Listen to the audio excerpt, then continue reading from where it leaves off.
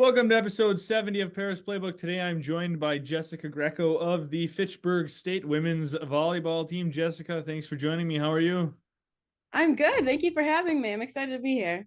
Yeah, of course. So you're up in Massachusetts, right? I am. It's pretty cold right here. I was just going to ask you if it's been cold because I'm in Michigan and the past couple weeks have been pretty brutal. Yeah, it's been a pretty chilly up here.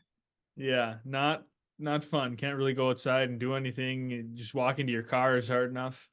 Oh yeah, pretty slippery too. Not that good. Yeah, it makes you really hope and dream for summer. Exactly. I cannot wait. Yeah. And then beach volleyball in the summer. Exactly. Every season. Yeah, exactly. So let's talk a little bit about your recruiting. Was it an easy process for you? You know, everyone's kind of got mixed stories on how their recruiting went. Did you have an idea that you wanted to kind of stay somewhat close to home, or originally did you want to, go across the country, or kind of how was your whole process? Well, I knew that I wanted to be pretty close to home. So I'm from Connecticut. It's not too far. It's about an hour and a half away. And I knew Mass was really where I wanted to go because I'm studying elementary education and Mass has a very good program for that. So I did some research and I found some schools that had volleyball and my major, and I came across Fitchburg. I had sent the coach a few emails. We talked for a bit. He came to watch me play a couple of times, and I came for an overnight and I met the team, and it was just absolutely awesome. I had seen them play a couple of times too, and I knew Fitchburg was where I wanted to be. Sounds like a pretty easy, smooth recruiting path, not super stressful, as I've heard, other stories where people have the worst experiences possible with recruiting. I was very fortunate with my experience. I did talk with some other schools, but like I said, Fitchburg, I knew it the second I walked on campus and met the team. Like, this is where I belong. Yeah, when you just get that gut feeling and you got to go with it. If I had to do it again, I would pick Fitchburg 100%. Yeah. Well, that's always good when you look back and you're satisfied with your decision and you make the same one. It's always a plus. Oh yeah, I love it here. So, what do you think the hardest adjustment for you was for, high school volleyball to college volleyball? Well, in high school, my high school team, we had a really strong program. So I never really got to show my full potential because we had a lot of talented players on my team. So coming into college, I wasn't exactly sure what to expect. So once I got here, definitely like meeting with the team and working with everyone, I noticed that it was a lot more fast paced, which really like it bettered my playing, and it helped me so much. Um, and I just loved like that adjustment. But it took a bit of time to get used to. But I like playing at the higher level because it's like I said, it's a lot faster and it's definitely a lot more competitive. And that's exactly what I was looking for. Yeah. Was there anything in the non-sports side of college that was hard to adjust to, like classes and schoolwork and all that?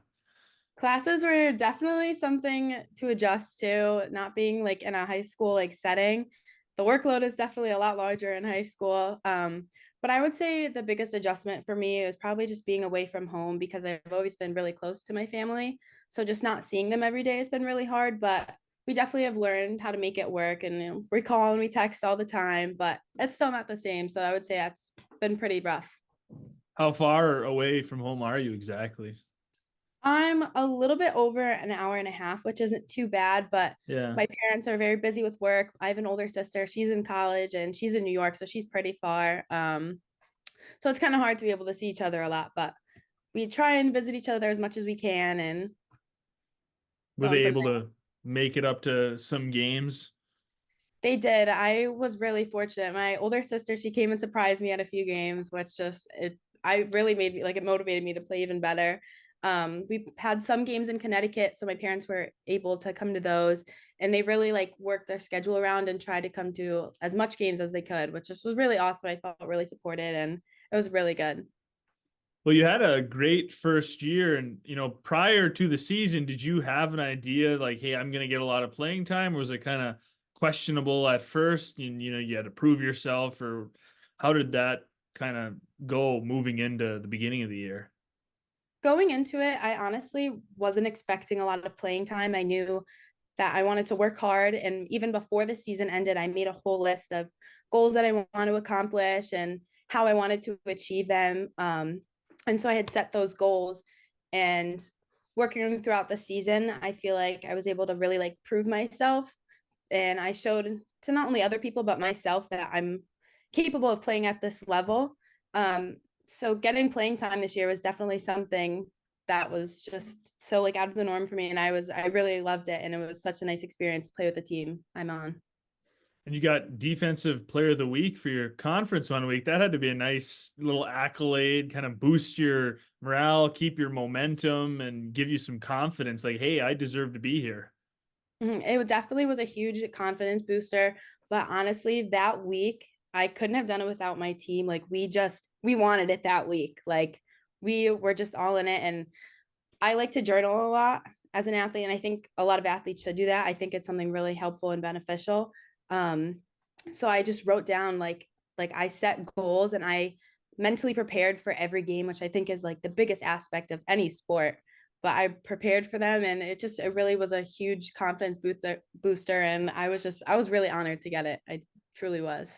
Yeah, yeah, definitely a bright spot in your first year. One other bright spot is you set the school's single season record for digs. I mean, did you know you were like getting close to that, or does it kind of like it happened? You were like, oh wow, I didn't even realize I was close. Was it kind of a surprise, or did somebody tell you like, hey, you're halfway to the record, or Well, so on our conference website, on our MassCAC website, it says how many digs you have.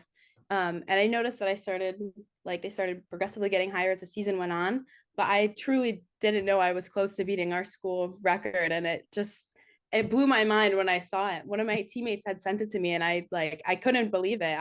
I was so proud. And that was just kind of one of those moments where it's like my hard work is paying off, and like what I do is worth it. And it was like another confidence booster, and I was so happy. yeah, definitely kind of crazy, beginning of the year, you don't know how much playing time you're going to get. Then you end up getting quite a bit. You break a school record, you got defensive player of the week, like really, really good first year, better than most people could ask for. Yeah, I was very fortunate this season, and my hard work really showed, and I'm glad I got to not only prove it to other people but myself, and it was a really good season for me. So how would you kind of sum up your season? Like if you had to use one word to sum up your first season, what would that be? I I would just say fantastic, as I loved everything about it, from the practices to the lifts to the games. Just there wasn't, even on the days when I was tired, I still wanted to go. Like this season, I was very proud of myself because I worked hard to accomplish my goals, and I proved to myself that this is like what I was meant to do and where I was meant to do it. So it was just a really good season for me.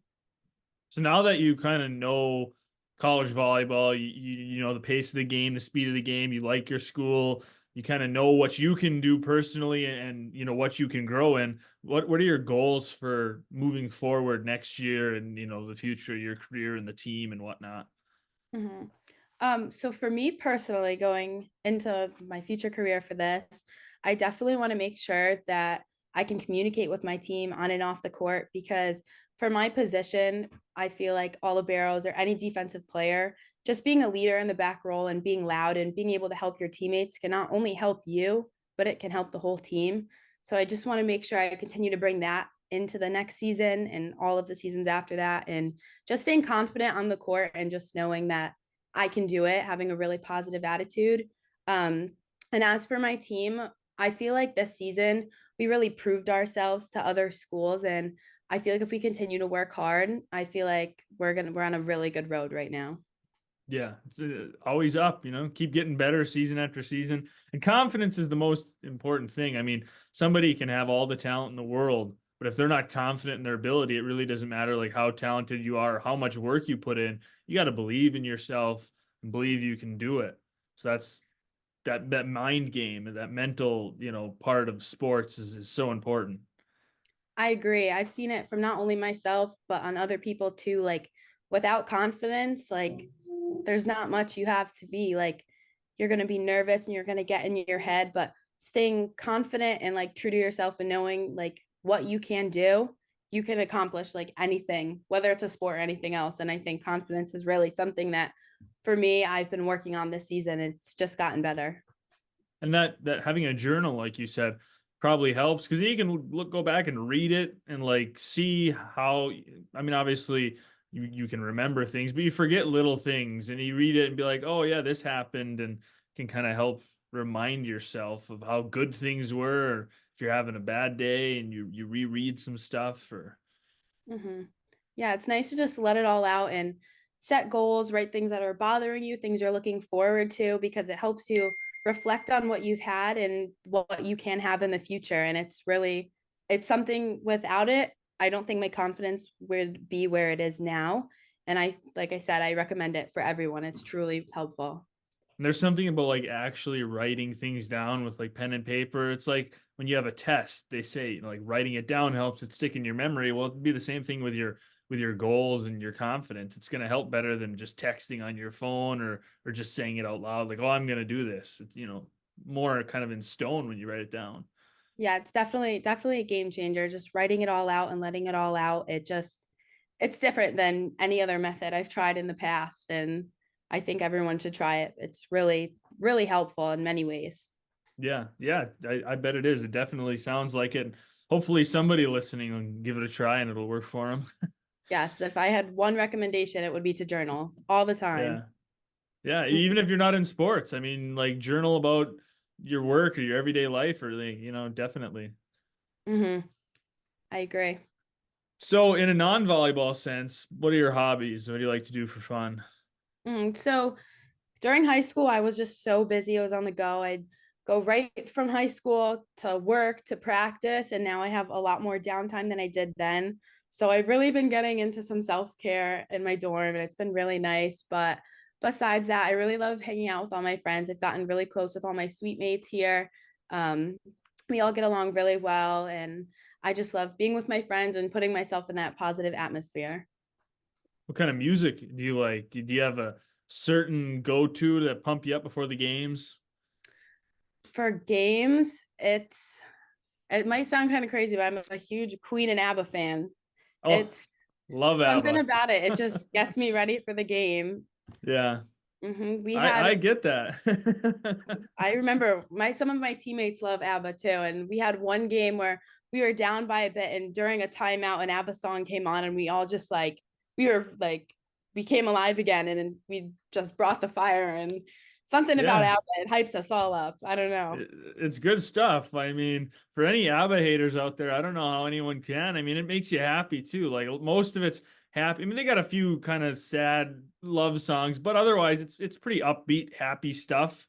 Gets you Hmm. going, makes you feel good about yourself. It really does. I listen to it all the time, whether it's before a game, I'm doing homework, I'm relaxing, anything. ABBA's on all the time. So, do you like Mamma Mia? A lot of people kind of go hand in hand. I do love Mamma Mia. It's probably like one of my like favorite movie series. I've Yeah. watched it a million times, and I think everyone needs to watch Mamma Mia if they It haven't. is. It is. And it, you know, even if you're not like into that kind of stuff, I was at my school, we had a travel club and we went over to England, Ireland, and Wales. When we were in England, we were all gonna go to like a big show, and the choices were Wicked and Mamma Mia. And I was like, I want to go see Wicked. That seems cool. This Mamma Mia.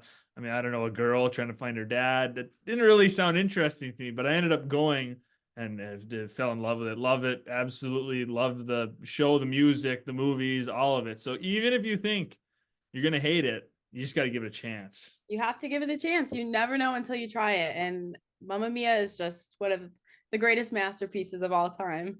Exactly. It's a movie that you can't watch and like not be happy. Exactly. It's so amazing, every aspect of it.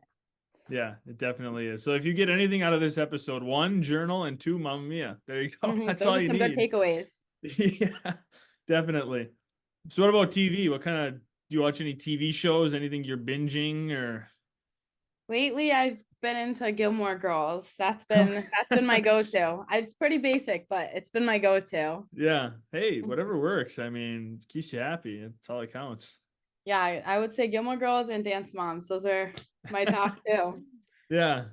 Can't We're say I've always, watched either of them, but My roommate and I are always watching it on our TV. It's on all the Yeah. time.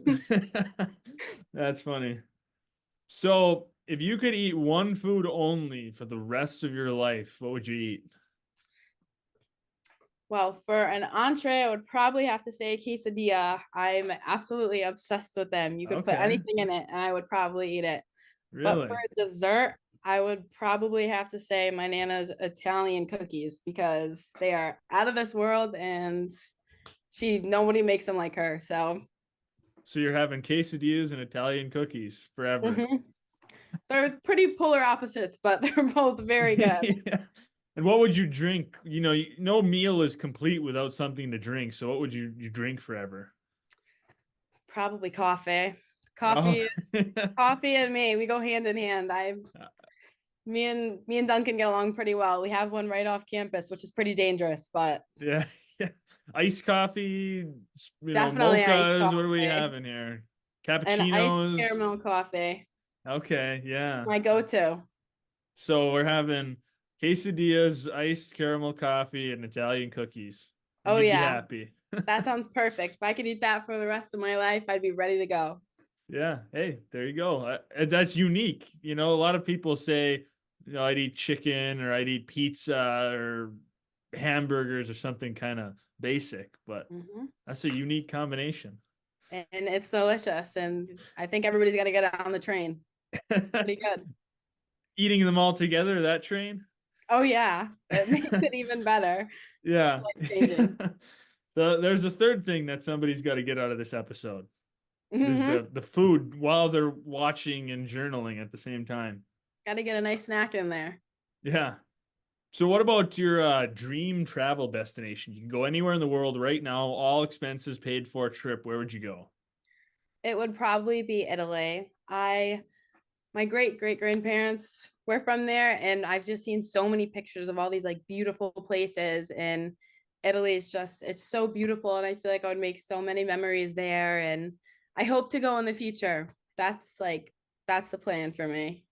And the food, that'd be between the scenery and the countryside, and then you go into the city and everything, and then the food, obviously. I mean, Mhm. It's all homemade and made with love in Italy, so I'm ready to try it. yeah, that's somewhere up on my top bucket list of places to go. It's so hard to pick. Like, there's so many places I want to go. I feel like I don't have a long enough life or enough money to get to all of them, but no. Yeah. If it wasn't so expensive, I would be there right now. But Yeah. there's like you said, there's just so many like beautiful places out there and so many things to see. So it's hard to pick. It really is. Yeah, it is. The one good thing about like Europe is you can group places together. They're so close. You can go one place for a few days, hop on a train, go somewhere, go to like three countries in a week. And that's the one plus, I guess. Yeah, and like you said, you'd see so many things and it would all be worth it. Yeah. You just got to take a handful of trips over there and you can see it all. Exactly. So I'm gotta go on a vacation soon. Gotta see it all. Big graduation vacation. Some people do that. They go on a big trip when they graduate. I may have to. It'll be like a nice reward for finishing college and Yeah. keep working hard at my job and just go from there. Yeah. There you go. It sounds like a plan to me. Sounds like a good idea, if I were still in college, that'd be my new plan. I didn't go on any big trips when I graduated. I just right to the grindstone started working. But You if could I could still have a go on that redo, destination. You could still go on a trip. you still can. That's true. Exactly.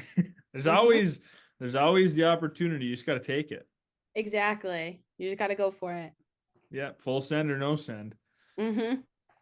Well, Jessica, thanks for hopping on the episode, talking a little bit of volleyball and then talking about some other random stuff. Enjoyed it.